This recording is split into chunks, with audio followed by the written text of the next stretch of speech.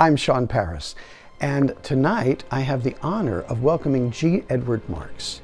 He's a wonderful author, and he just wrote a new book called Return of Bastet. I read it and I was spellbound by it. It's a great book about Egypt and history and mystery and adventure, and it's great.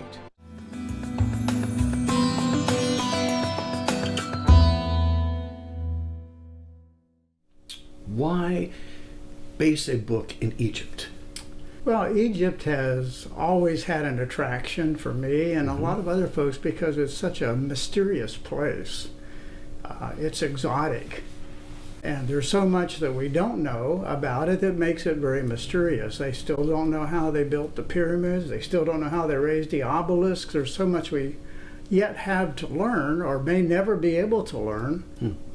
Well, I've always been fascinated by Egypt, for sure. And I have to ask you also, there's so many gods that the Egyptians had. Why did you pick Bastet to be the central character, or one of the central characters in this book? I've always been a cat lover.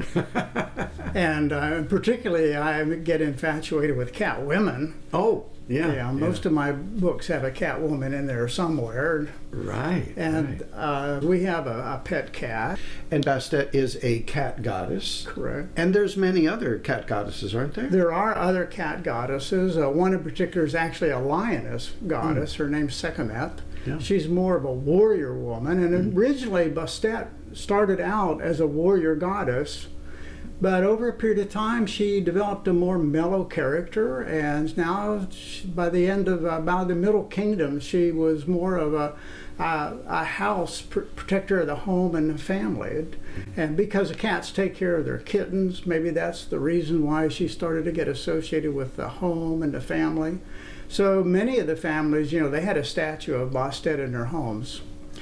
And but in general, she was a very common god then. Oh, she was. Yeah, she was popular. Her temple in Bubastis was actually where some of the pharaohs actually lived and built their temples. So Bubastis was a area that they ruled from for a period of time, and that's where her temple was. It was the most beautiful temple of them all. Herodotus, who is a Greek historian, visited Egypt around 500 BC. And documented a lot of the way they lived and what they did at that time period. And he's the major source of a lot of our information about ancient Egypt. Unfortunately today, the Temple of Bastet lies in ruins. It's all still there, but it's in pieces scattered over a football field. Amazing. So, but the thing I'd really like to know is why Mike Cotton? Now, he's the central character in all of this. Why is Mike Cotton the character that you chose to carry this torch, so to speak, to be the main character and to be put in this unusual position? This book is about a young man who had pretty much a computer nerd. He plays video games. He's got a job as an alarm tech. And he's thrown into this bizarre situation where he's approached by an Egyptian goddess who's been cursed. And she wants him to release her from the curse. Now, you would normally want Indiana Jones to play that part, but this is a different twist. Here is this young man, and he has got to rise to the occasion and figure out how he's going to rescue this Egyptian goddess. And so the reader gets to watch as he develops and becomes a different kind of person as he progresses through the book. What do you think makes your book truly unique? I wanted the reader to experience what it might have been like to live in about 1000 BC in ancient Egypt.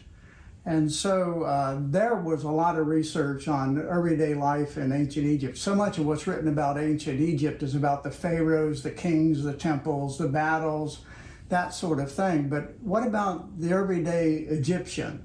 So in this story, Mike spends time with an Egyptian family, and he learns how to make paper from papyrus. It's interesting that you have had to learn some of the hieroglyphics, learn how to read them. I had no idea that a layman could learn how to read hieroglyphs, and so that was a real thrill for me. And now, when I see pictures of a tomb wall, I'm trying to read the hieroglyphs on the tomb wall. I can just see it the next time you write a check, sign in hieroglyphs. That would be Well, great. what I have done actually, when I sign books for people, I put their name in hieroglyphs on the book. So if someone gets your book and comes to you, you can put a signature I'll in there. put their name in hieroglyphs. I like it. I like it.